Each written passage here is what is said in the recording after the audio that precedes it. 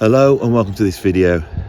On this video I'm going to try and explain how our morality, our ethics, our worldview does not necessarily come from facts. It doesn't necessarily come from our idea of what truth is, but it comes from a moral and ethical view of the world. Morals and ethics have to be negotiated, and sometimes that can happen quite peacefully, but sometimes the clash between different worldviews, different moral worldviews, can be quite violent and aggressive and destructive, as one worldview clashes against another and one wins out. Literally a war of ideas. Now, I believe that we are going through a cultural shift at the moment, and it is evidenced by the sort of continuing breakdown of integration and harmony between people. We are seeing a world which is becoming more and more divided, and everyone seems to be on one side or the other. I think there is a problem here because no one really wants to deal with where our ethics and morality actually come from. I believe that our ethics and morality come from aesthetics, and we have to understand what aesthetics are. So our aesthetics is what we negotiate between ourselves in our subjective individuality and the world out there, which is also a collection of other individualities, how we negotiate what is beautiful. So I got up this morning and I thought, you know what I'm going to do? I'm going to go somewhere that I think is beautiful. And so I drove out to this building here, Harvington Hall, which is very pretty. Now, I wish I could wax lyrically about the history of this place, but there's no need, because it sits here as something that I just think is very, very beautiful. But you could make art which doesn't outline what's beautiful. It might outline what you think is ugly, or you might outline something which is a mixture of the two. And I think usually there is some sort of dialectic going on in art which makes it interesting. One of the things we have in my country, in the United Kingdom, is an aesthetic that comes from tradition. And anyone who's watched my channel will know that I am an advocate for that tradition. And sometimes people may think you're sort of a right-winger, you know, walking around with your Union Jack, you know, but it's not about that at all. What it is that I believe that fundamentally my aesthetic comes from nature, and I think that's true of most people. And I think we could see morality in a way as being it's the to and fro between us as human beings and nature. Now, that of course is a great dialectic, because we are of course of nature. We are a part of nature, but we as human beings divide it up. We have nature, what's natural, and then we have what's human, and we see that as being unnatural. You know, people will go, oh, don't put those chemicals into the river, you know, as though our chemicals are different to the chemicals in the river, when they're all chemicals. And so there is a tension between humanity and nature. Now, the United Kingdom has negotiated through its history a whole set of values which I think are quite useful when trying to create a system, a worldview, and a moral worldview, as it were. And I think that there's a reason for that, and it's down to our history. But from the other end, when I drive out to a place like this, Harvington Hall, and I look at it, what I see is, because of the history here, and because this history is still in evidence, I see an integration between nature and the products of human beings. This seems more integrated. And so when I look at this, it gives me a feeling. Now, of course, I haven't just chosen Harvington Hall because it's a pretty, you know, stately home out in the countryside. I've chosen it because it's famous and been preserved for having priest holes. It's a place where it's all right. I have to confess, I've got here really early. It's a Sunday morning, and I thought no one will be here. The place won't be open. I'll just be able to sit here and do this. Where in fact, as a little church, and in full English tradition, there are hundreds of people driving in to go to this little local church. So the Christian fraternity are in evidence here. Now that's quite interesting as well, as I'm trying to talk and there's all these people walking around me at the moment thinking, what the hell's he doing?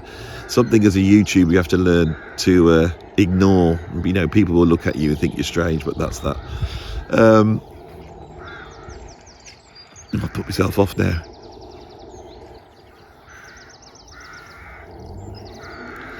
And but we can see that all of this is sort of linked into the Christian tradition. And there may be people say, no, Andy, you're wrong. You know, morality doesn't come from aesthetics and what we think is beautiful. Morality comes from God. And then there'll be people at the other side of it who go, no, morality doesn't come from God. Morality comes from society, and it's a social construct, morality is. Now, those two positions are what a lot of the argument is around now, is that. Now here, Harvington Hall is famous, and I wish I could tell you more about the history, but I'm not here to do that, because they have priest holes here. So priests, I assume of the Catholic faith, who were in opposition to the Protestants, had to hide. And so this house had whole rooms and bedrooms and little things that you could open up and climb inside and then shut down. And then I assume it was Henry VIII, although I'm not sure of the history. I haven't researched this at all, but I think it must have been Henry VIII's soldiers would turn up here and they go through this place trying to find the priests. Hello everybody and welcome back to Harvington Hall. Today I thought I would bring you into the smallest room of the hall, and it is called Dr. Dodd's Library, named after a priest living here in the 1700s. His real name was Hugh Tootle, and he is responsible for writing the 3 volumes of the Church History of England that we have displayed in the cabinet. Now he probably wrote those here in this very room, blissfully unaware there's actually a priest hiding here. Yes, I know what you're thinking, there is a priest hide here in this tiny library. And it's up here in the book cupboard. Now, going back in the 16th century, at the end of the 16th century, you would have found here doors in front of me, panelling on both sides of the wall, as you have the panelling behind me. Now imagine it, the priest hunters are charging up the stairs and they're looking for the priest. You open the doors, take the books out and come to this wall. You strip the panelling off the wall and this is where the crazy thing happens. You push the beam and it swings open. Here you'll find one of the most ingenious priest hides in England. This hide was not found for 200 years. So let's go in and take a quick look.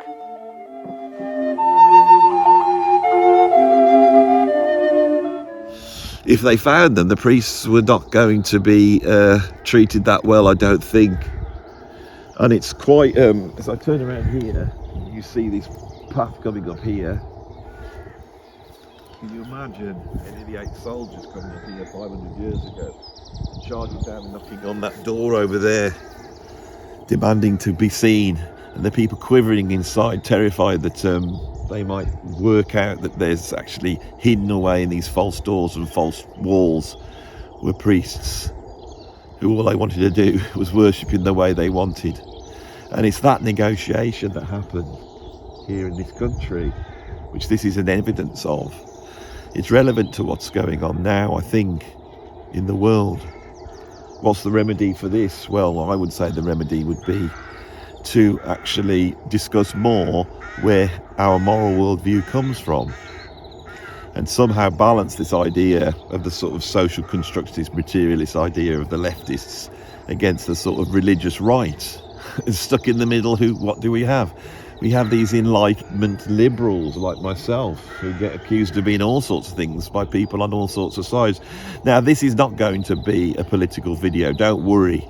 I know there's many out there that don't want me to talk politics, even though for me to talk about music and not talk about ethics and morality and aesthetics, and from that, a worldview that comes from the things we learn when we negotiate what is beautiful, and that means also negotiating what is right and wrong. So I want to try and explain on this video, because I think it's going to be really useful. I mean, this video won't get any views, of course, even though we're in this pretty countryside. It won't get any views. People won't be interested in this. There's no tension. There's no Andy Edwards arguing for something, you know, this is the best album, no, I don't agree, and all that type of stuff. That is the nature of humanity, is to be in that conflict. And sometimes that conflict can be positive and sometimes not. For the conflict to be positive, we have to understand the role of art, and we have to understand the role of music. And it's going to be on this video a place where I describe why I think music is important, more than just a mere entertainment, you know, something to tap your feet to, maybe go out dancing to. That music does something else. In terms of art forms, each art form is different in its scope. When you study art, you start to look at the art as being form and content. So form is the form of the piece of art. It's a painting, it's this square, it's got this in this part, it uses a triangular composition. That would be the form. The content is the fact that it's a picture of a soldier returning from war and seeing his daughter who's grown up. That would be the content. The story and the way the story is told. Now, the way the story is told can often have aesthetic elements which are highly emotional and emotive. So here I am sort of telling you a story in this video, but I've chosen to tell it in this place, which even if you're not that interested in what I'm saying, it's still very pretty. And those of you who maybe don't live in the UK are thinking, oh, isn't the UK wonderful? It's a snapshot of somewhere else, so that's quite interesting for you. And it has nothing to do with what I'm saying, but it informs it emotionally. I've always thought that there are aspects to art which tell the story, and there's aspects which inform us emotionally, and those two things work together in tandem when you create a piece of art. Obviously a book is a lot more about the storytelling, but there is form in there because there's the structure of the book, how it's told, all that type of thing. With music is a lot less about the story. Music is much more about the emotions. It works on a deeper level. It works on a more visceral level. And there's an argument that music can be just gratuitously emotional, almost hedonistic. And I think when we look at the history of 20th century art and the sort of atomization that happened in the 20th century, where these aspects of form and content were separated and explored in themselves, we could see abstract art in painting as being the exploration of pure emotion without any story, and we could see conceptual art as being all story with no emotion. And what the general public feel when they come face to face with something like that is it doesn't really work. And so what happened in the 20th century is other art forms took their place, especially because of technology. We developed popular music, which was based around recordings, and recordings work different to how, say, performance worked or classical music worked with its score. And so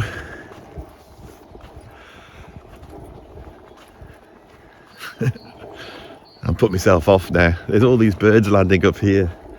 I'm getting overwhelmed. I got overwhelmed by the aesthetic surroundings, and it put me off what I was trying to say. So in the 20th century, we see certain technologies coming in and creating new art forms. Cinema would be one.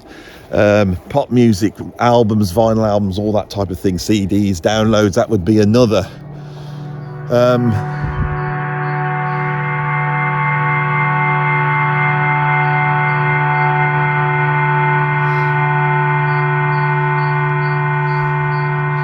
And in these forms, you often felt that they were profound because they got the balance between the story and the emotion that backs up that story absolutely correct. A lot of the time with popular music, the story came from the artist. Jazz and blues as a music form was able to portray the artist in a different way. It sort of took that sort of romantic idea of the Paganini sort of tortured artist, the Van Gogh, and transferred it into something that was somewhere between that and a god. And our 20th century gods are exactly that. They're existentialist gods full of torture and doubt, whether it be Elvis Presley or Marilyn Monroe or Kurt Cobain. They're all romantic figures doomed through their creativity, and that provides the story. And in the 1960s, the civil rights movement that was looking for a different kind of integration, as I said, this is what the worldviews collide. And that was the last time in the West we really had a collision of this sort of ethical and moral worldview.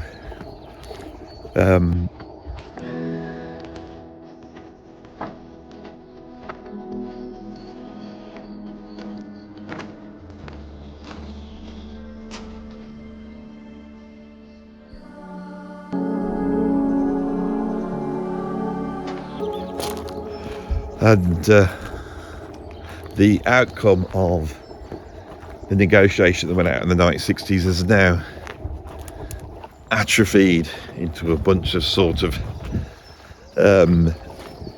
absolute rules that cannot be crossed, and if you cross them you're a heretic. But then we reach a point where these no longer work, and we have to renegotiate another worldview culturally, and everything goes wrong. And what is the problem here is the fact that we have to value art, and we have to put a value on it which allows us to negotiate it. We have to accept what the art says. In the 1960s, the great negotiator artistically was pop music. The era before that, when we had another cultural shift within the 1920s, it was cinema. At the moment, it seems that the great negotiator artistically is the internet. So here I am walking down this corridor. It's a little bit like that film last year in Marienbad in terms of the sort of little triangular hedges that are there.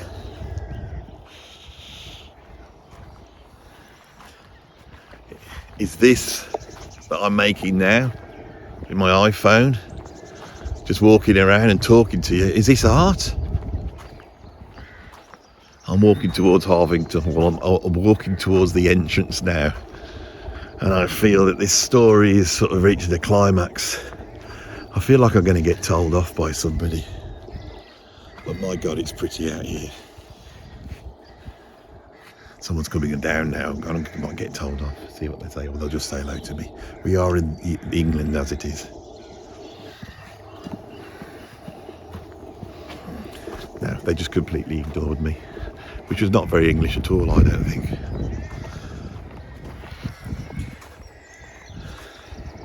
When I was trying to understand this myself, I can remember driving along in my car one day, and the radio came on. And it was the tune by Boston, More Than a Feeling.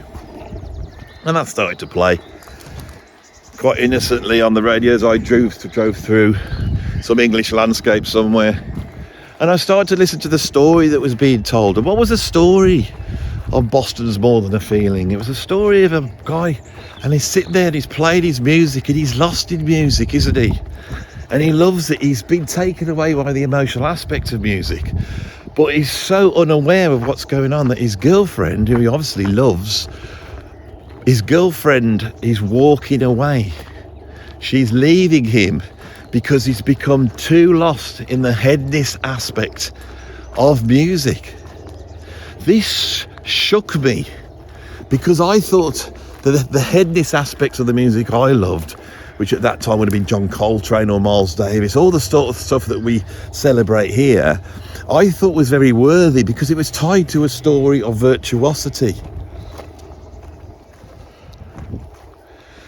But I realised at that point that too much hedonism, right, too much in your art of the thing which just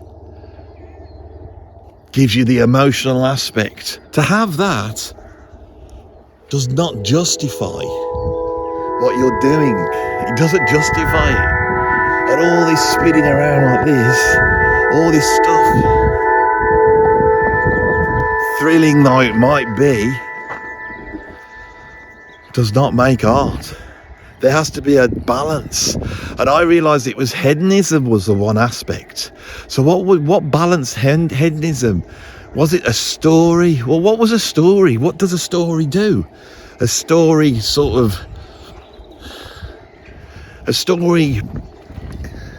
makes sense of our experience, because all that spinning around I just did, that hedonism, disorientates you. The way we know where we are is through telling a story. So a story is like a map we put on the world. It's a map we put on our experience, which is a map that we put on our experience, which then makes it make sense. Now, in a much wider term, a map or a measurement or some sort of system of knowing where things are and where they went, whether that's in time and space, we can boil down to a concept which can also ruin art when we have too much of it. The idea of perfectionism. The idea that everything should have a place and we need to put it into that place. It's telling a story where all the threads add up. And when you tell a story where all the threads add up, the story doesn't become compelling. There needs to be something in the story that you don't understand. There needs to be some chaos. And so I've gone on about this so many times here on the channel. We're talking about chaos and order. I think that what art does is it negotiates between, for human beings who can't do it themselves, it negotiates between it creates a balance. So when it works, when you think something is beautiful, it's because there's a dialectical balance, and that balance we call the sublime, and it's a balance between perfectionism and hedonism, although those two words are too limited to describe the actual things that we're actually balancing.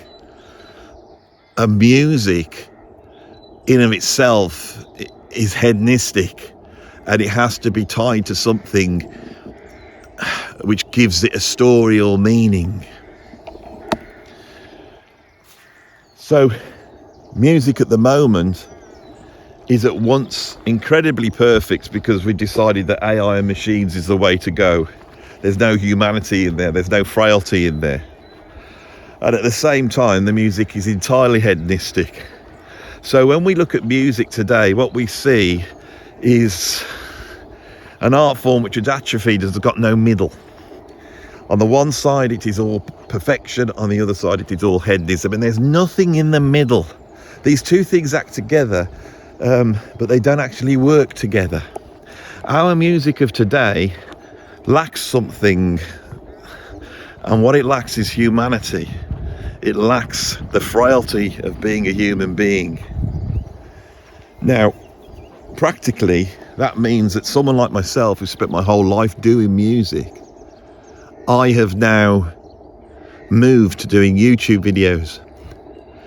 And what I'm trying to do in this landscape, and I'll tell you something, it's putting me off. This is the weird thing. I thought this would help me coming out here, but it's not.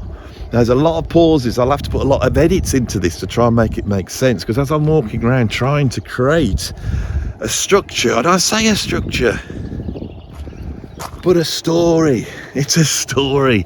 That you sit here and watch this and you feel I've taken you somewhere, and that the surroundings has had an effect on you. But I'm very aware that there's this car park here at the same time, full of bristling cars, and these cars are all owned by people who live in this lovely part of the world. In other words, quite well off, and they've all toddled down here to go to their little church, and they're all giving me sort of snidey looks at the moment, probably because I'm not doing what you should be doing. I'm doing something else.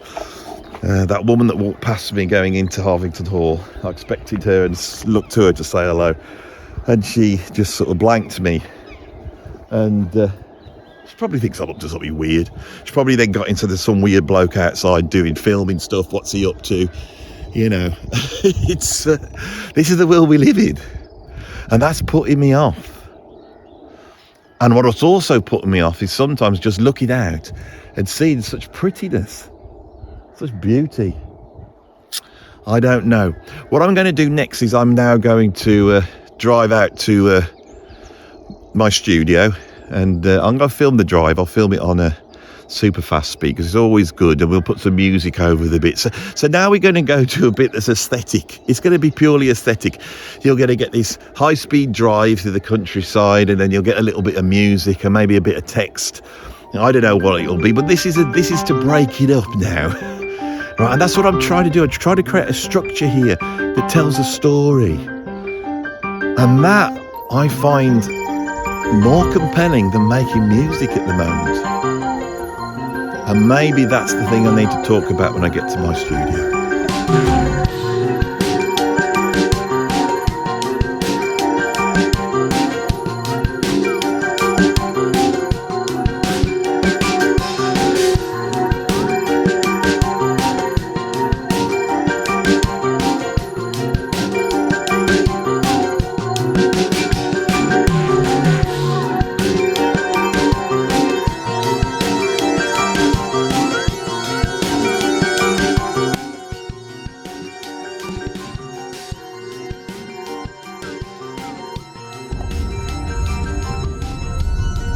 So I'm driving back from Harvington Hall now. It's a beautiful day.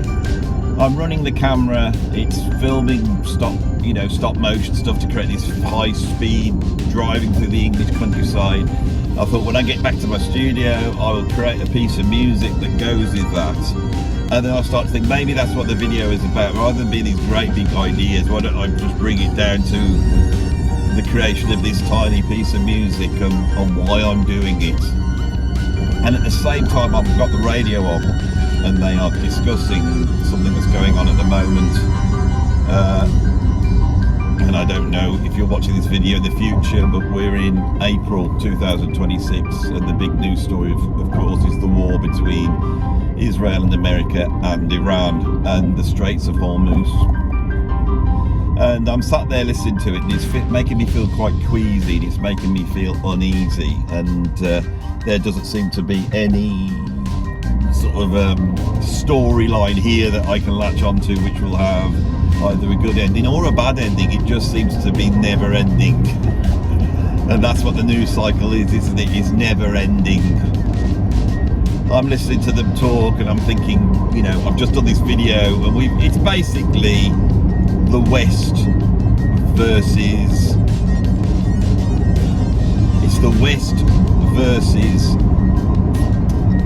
the East. It's Western liberalism against sort of a religious ideology. I think Iran represents an incredibly right-wing totalitarian religious state. But we have sidled up with Israel, which is another state of religious sort of ideology controlling a worldview. And we seem to be tied to Israel. And we don't know, nobody knows why. It's like, why are we? Why are we tied to Israel? And it seems to be a betrayal. Trump seems to have betrayed his was going to say fan base is probably the best description of it, in that he promised no wars. And these are the things that are really frustrating.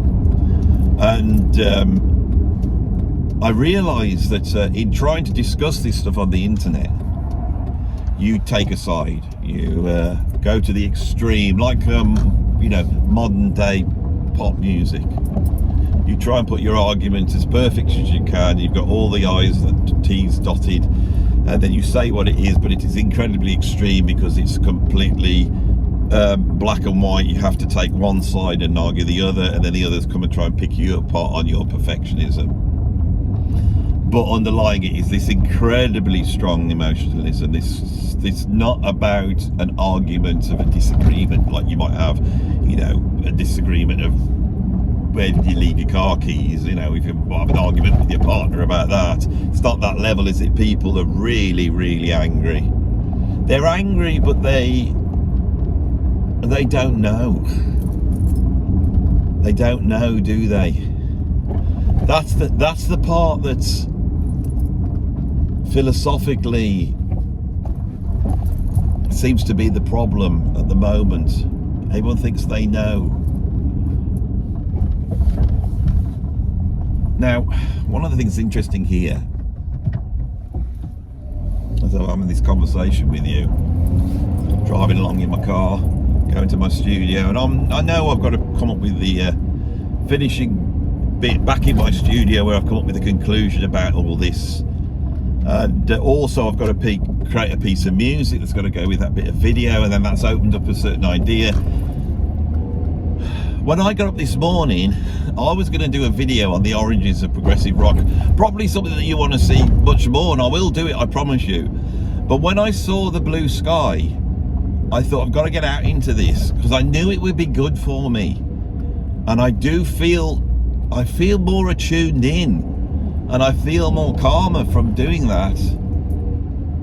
And now I'm aware that I'm in the middle of a video, and many of my videos have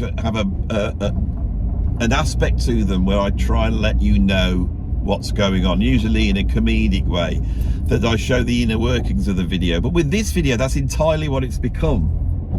It's become the inner workings, and it's become something which is in three parts. There is where I started, which was out. There is now the returning back home, which is this journey, and then when we get back, there will be the talk, and hopefully a piece of music that you've just heard that may be fitted with the stuff that I shot, maybe not. But you see, this bit here, the reason I decided to put the camera on was just because I could not take the news. I couldn't take it. And that sort of human frailty, that confusion, that of like that, it can't be put into words, can it? It can't be put into words, and everybody must be feeling it. Everybody must be feeling it. And so, how do you express that? And how do you express that on a YouTube video? Because that is really the job now, isn't it? This has to express some sort of visceral feeling of what it is to be going through these times. We live in absolute comfort, we live in the best time ever that a human being could ever live in. It really is wonderful, but it's better for some than others. And the reason it's wonderful for us is because we realized at some point, through industrialization and capitalism, but also through a sort of switch in morality, which was informed by Christian values in the West and other religious ideas. There's a big influx of Eastern religions into the West in the great cultural shift of the 1960s. But I'm at the studio now.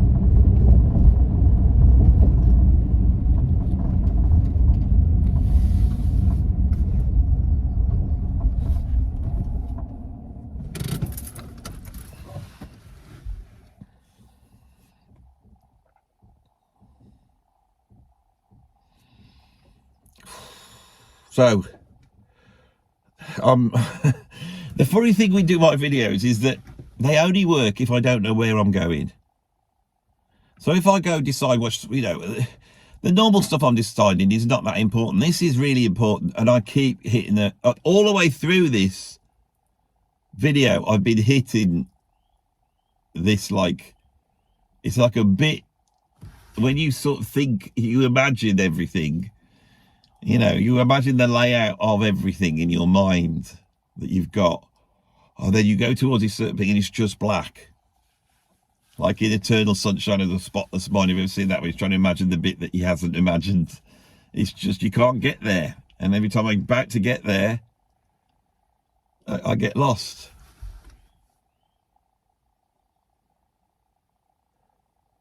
I get lost.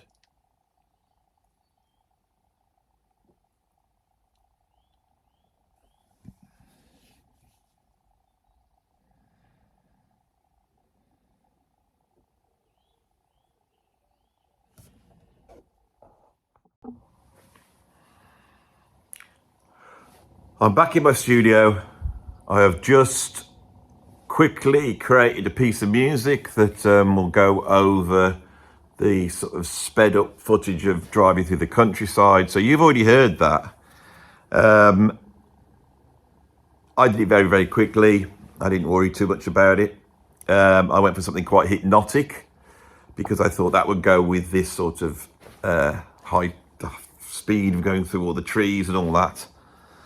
And it would illustrate the hedonist aspect of music, that pure enjoyment of life. Whilst I was making the track, I was thinking, what am I going to finish up with this? What's the message of this video? Well, the idea was to try and put across how important music is and how we've got to support it and we shouldn't diminish it, not see it as entertainment. But the truth is, I got up today feeling terrible. I got up today feeling out of balance, out of kilter. I was out of balance and out of kilter because I'm taking in all this stuff from the internet. I'm waking up, checking the news, going onto YouTube, watching some argument between one person and another. And deep in my being, I know that the answer is just to get out of the house. Get into the countryside, go and breathe it in, to experience it direct. But I need to make YouTube videos, and I want to make YouTube videos. And so as I'm driving, I come up with this idea. And this video has been created in the moment. It's been created in my Sunday morning. It's been created in my Sunday morning. And it is what it is. And I realise that what I'm doing is looking after myself.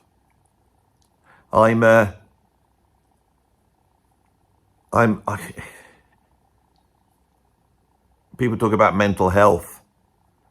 This is what is good for your mental health. To go out into the countryside, to experience something, to create some sort of tension that cannot be relieved by arguing with people about it. It can only be relieved by transmitting what's just happened into music, which is what I've just done. Now, I don't know whether it's any good or not. I've spent all of my life training myself to be able to do this. And what for? Stop me from going bad. And it can't be me that's just like this. It's got to be everybody, or a lot of people. Or at least a lot of people watching this channel. I feel better now. I feel more at one. And I feel, in a way, slightly cut off from the world now. Because the world I just went into of music was my own personal little world where I'm in control. I nearly made a video this morning about the police and what caused the police to break up.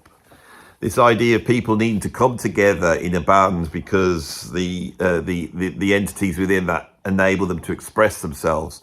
But in Sting's case, that actually building somebody that was entirely expressive within themselves and no longer needed that band.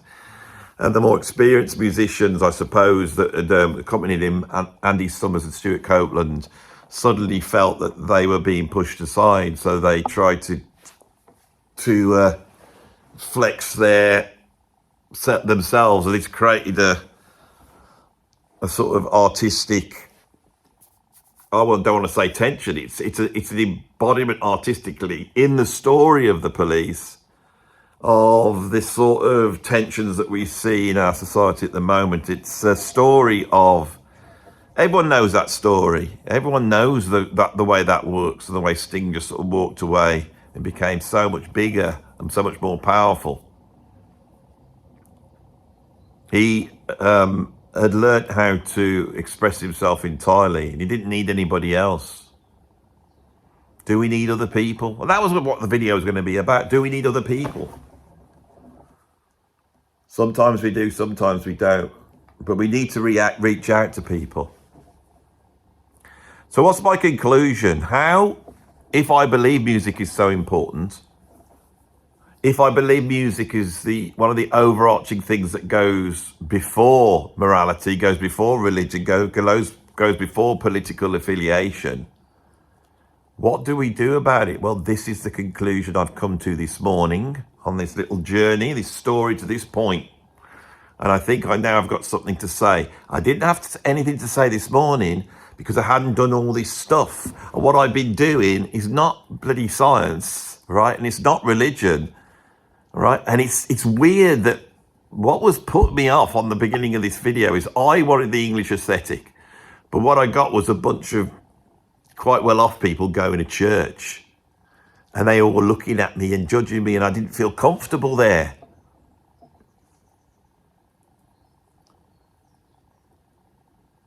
So I believe that if you are a religious person, that our church really resides in our communion with ourselves and what is out there. That is, if you believe in a supreme being or God, that is fundamentally what God has provided with us.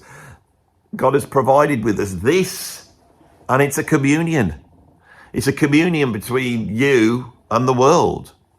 And if you participate in that, you move forward, and you are moving forward to a harmony between you and the world. And so participation is really, really important.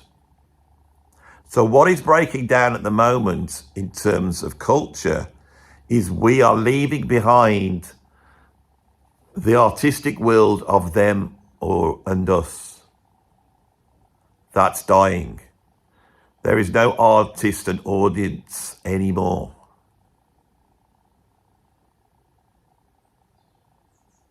Except there is. And we're involved in it right now. And if you got to the end of this video, you're looking at me and I'm talking to you. But this is a different negotiation to what we had before. Because the one thing I'm really aware of, and something I've really tried to show on this channel, is the fact that to be a success here, you have to expose your humanity. And it's painful. And I try and do that here. And I'm an old guy. I'm 58 years old. I'm not that old. But I've lived a life. And to be in a situation at this age where I now earn my living by trying to show some truth.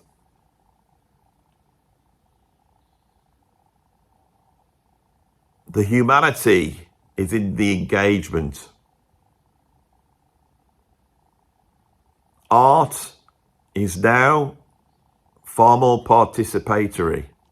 Now you may think of it, yeah, you're participating. You've got a YouTube channel, Andy, but no, we're participating because there will be people in the comments. There will be people on Patreon. There will be people hopefully sharing this online and saying, I quite like what Andy said here. You all need to express yourself. We all need to express ourselves. That is our church, is expressing ourselves. We are here to express ourselves. Think about it. What else are we here to do? Healthy art is the product of a well-functioning society. So if we aim at making great art, we will have a great society. The thing that's stopping art from being great now is, in the last cultural epoch, and it had to happen and it was extremely useful, but we questioned the very value of art, which we needed to do. But in doing that, everything became relative. And then that relativity became the dogma by which society worked. So half the world thinks there's no real value. Beauty is in the eye of the beholder, and that everything that we think is good is just a social construct. And so we hold on to an ideology of trying to be nice, but we make niceness a law, and we think that we need to have a central controller, a central mitigator that will mitigate niceness, unaware that the Nazis and the communists and all those totalitarian types that we're supposed to hate in our Western liberal democracy also thought they were spreading niceness. It's not the answer. But the other end, to recourse to some sort of religious fundamentalism, believing that I don't have to question any of this, I can just assume it's all there in black and white, you know. And when you watch the religious right talk, they will always point to the outcomes. The Muslim will say, well, look at our country, we have no crime, we have no depravity. In the West, they're all depraved. We don't have any of that. And that's their outcome. That's why they think they're right. Western Christianity will say, look at the Western liberalism. This is the best it's ever been. We're comfortable, and we like this and we like that. We've got everything. You know what's created that? Christian morals. Wish it wasn't.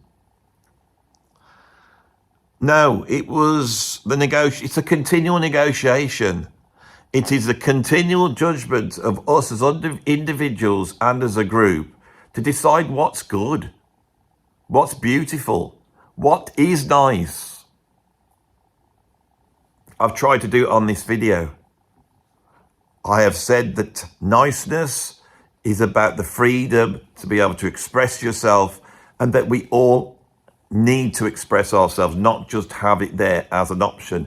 We all need to express ourselves. We need to rid ourselves of the atomization of art that's happened in the 20th century. So we don't have to be perfect, and we don't have to make stuff that really blows you away, that is incredibly emotive. Art doesn't have to be like that. It can be more subtle than that. And it can be more subtle by moving to the middle, where humanity is, and expressing what it is to be alive.